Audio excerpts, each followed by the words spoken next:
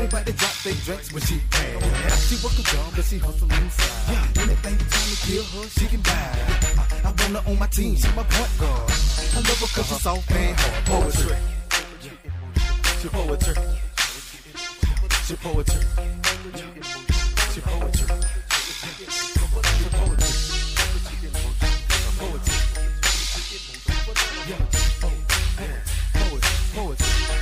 She poetry. I love her cause she's poetry. She poetry. She poetry. She poetry. She poetry.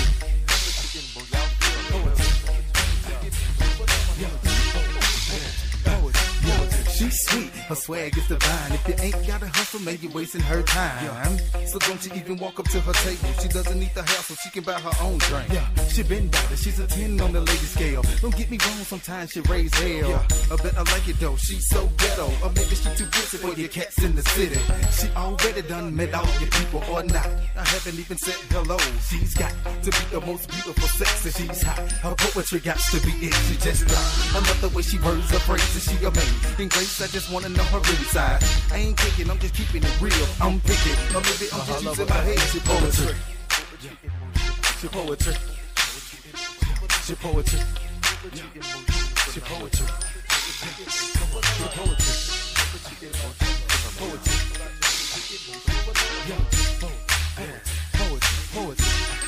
She poetry. When I first saw you, I knew that you were the one.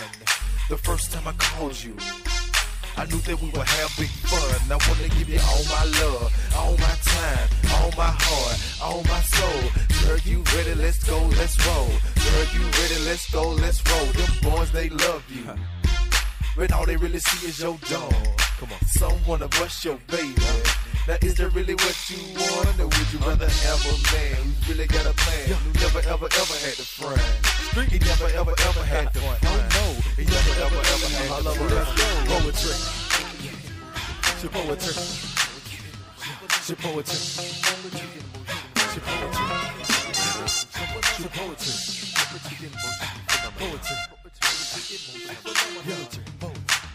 Poetry. Poetry. She poetry.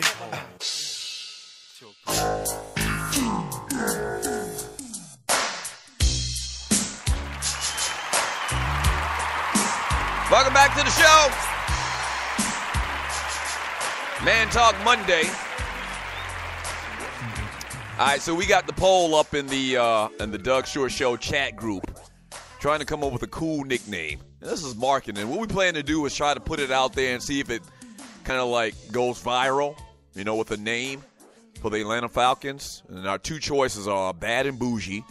I explained it earlier on why. And also, the thing about these two names, and you're listening to the Doug Shore Show, the kind of like the two things about these names is, and I know we're going to see it in the voting, is one really identifies with today, with the Bad and Bougie, with the Migos and those young boys, which, you know, the players are young, so I get it. That's a good tie-in as well. Bad and Bougie. And then the other choice is kind of like something that older people could identify to. And Dan Quinn has said it a couple times in talking about the Atlanta Falcons offense. Set it off. So to set it off Falcons.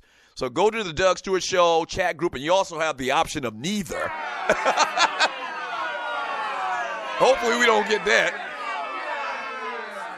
Hopefully we don't get that, man. But go to the Doug Stewart Show chat group on Facebook, man, and cast your vote, and we'll give you the results later. And then what we plan to do is just try to put it out there on social media and have you guys share it, retweet it and all like that, and see if it can kind of catch fire, man, and we can, you know, get a cool little nickname, kind of like a little, you know, type of thing where, you know, we're giving some love to the team. So we'll see what happens with it.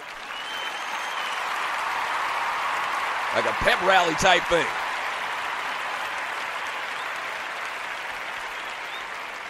Hey, 404-382-0338. You can also email me at Doug@theDougStewartShow.com, man. Can't go any further, man, and not wish or say congratulations to Serena Williams as she does get it done.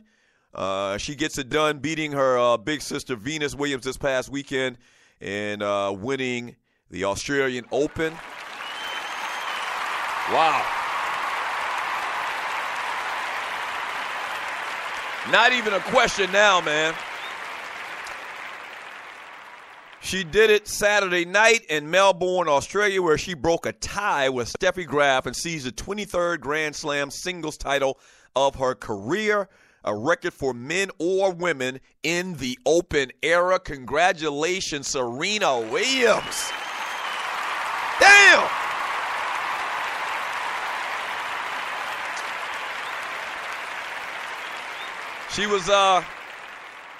She wasn't able to relax, though, man, on the way to an emotional 6-4 win that also restored 35-year-old Serena to the number one ranking in the world and established her as the oldest woman ever to win a major. Here's the thing about this Serena thing, though, man. She got another at least 3 years in her, right? You remember last year, maybe 2 years ago, where she was on course to win the Grand Slam, win all four majors. It's relatively easy to believe that she's going to win more majors this year as well. You know, this is the first one out of the four. And so she's got a lot more in her tank. You know, at 35 years old, her sister Serena's, 39 years old. So obviously, you know, they're tough and they're strong and they're physical. And so if she wants to continue to play, I think she can play another 3-4 years. So she's definitely going to add to this record of 23 majors. I mean, absolutely incredible. First ball award of the day has got to go to Serena Williams. Incredible, incredible, incredible. So whenever you talk about the Williams sisters, whenever they have success, then the question comes up about, you know, them being siblings and the best sports siblings, you know, in our country. And so I put together, and I'm still trying to decide between 1 and 2, but I put together a top 5 list of the top 5 sports siblings in this country. Coming in at number 5 on my list, and I'll kind of spread them throughout today's show. Coming in at number 5 on my list, man, is Cheryl and Reggie Miller. Yes, sir. Yeah. And because they're, you know, much older, and Cheryl Miller is older than Reggie Miller, I think a lot of people forget about how dynamic of a basketball player that she was in her day. Really didn't have a long basketball career, I guess, in professional basketball. And back during that time when Cheryl Miller came out, you know, they didn't have the WNBA. But Cheryl Miller, man, 1984 gold medal in the Olympics, the Pan American Games in 1983, Goodwill Games in 1986, all gold medals, FIBA World Championships for women, 1986 in Moscow. And Reggie Miller always tells a story about how Cheryl Miller is actually the better basketball player. Like, all he ever wanted to do in his life was to beat Cheryl Miller. And Reggie Miller, Reggie Miller, is Reggie Miller already in the Hall of Fame? He's got to be in the Hall of Fame. Maybe not yet. Maybe it hadn't been the 5 years yet that he has to do it. But Reggie Miller obviously going to be a Hall of Famer, one of the greatest basketball players of all times. But he doesn't have a championship ring. But he's got these gold medals. Cheryl Miller has several gold medals. They don't really have the hardware as far as at the top of their sport. But as far as good and as far as being some of the best in the game, man, coming in at number 5 on my list of top 5 sports siblings is Reggie and Cheryl Miller. 404-382-0338. You can also email me at Doug@theDougStewartShow.com. Quickly, I want to mention or address the title of today's show, Shut Up, Old Man, in the famous words of Clubber Lang.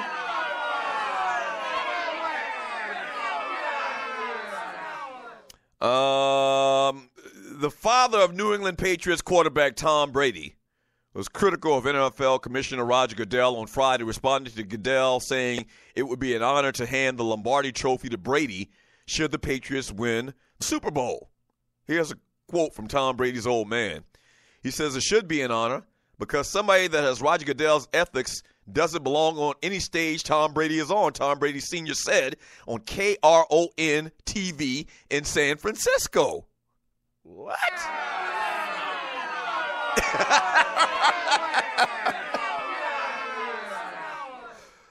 Yeah. He says it should be an honor because somebody that has Roger Goodell's ethics doesn't belong on any stage that Tom Brady is on. Goodell made his comments in an interview with Fox Sports Radio on Wednesday earlier in the week. He went on a witch hunt and went in way over his head and had to lie his way out in numerous ways, he said, talking about Tom Brady's. This is Tom Brady's dad still talking. And the reality is that Tommy never got suspended, never got suspended for deflating footballs. He got suspended because the court said that he could. Roger Goodell could do anything he wanted to do, any player for any reason whatsoever. That's what happened. The NFL admitted they had no evidence on him. For what the league did to him and what Roger Goodell constantly lied about is beyond reprehensible as far as I'm concerned. Those were comments by Tom Brady's old man, Tom Brady Sr.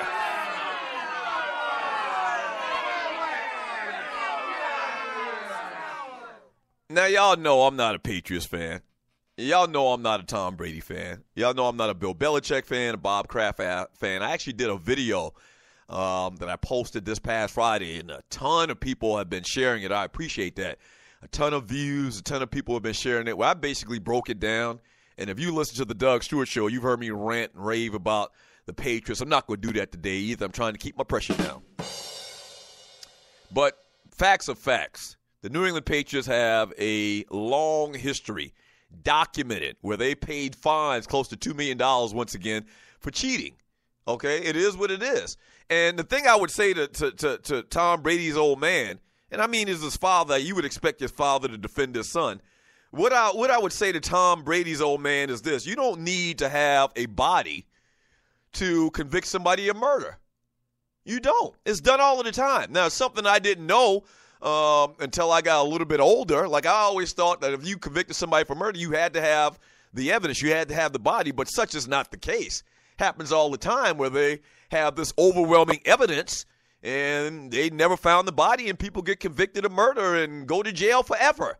And that's the same situation, the same scenario. It's a great analogy for what this is with Tom Brady and this Deflategate thing, which is almost 2 years old. What this was they had so much evidence and circumstantial evidence was so great that, of course, Stevie Wonder could see Tom Brady, was part of this whole thing to deflate footballs. Like, nobody, and I mentioned this a lot when we first got into it, and you're listening to the Doug Stewart Show, and I see my man right here, LD from the D. Nobody destroys their cell phone.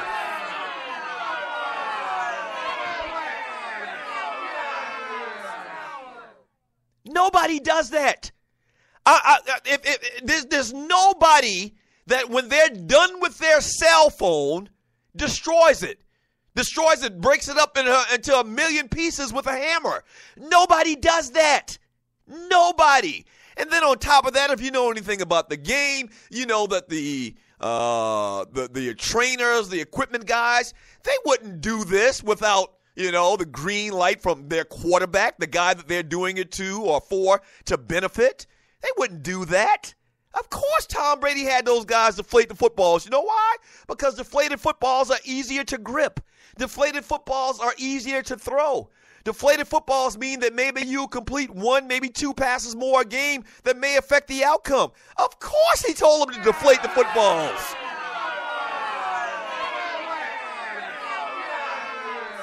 Yeah. Yes, of course he did. And you don't have to be a brain surgeon to figure that out. Now, I understand that, and you listen to the Doug Stewart Show. I understand you trying to defend your son and all of that. But shut up, old man.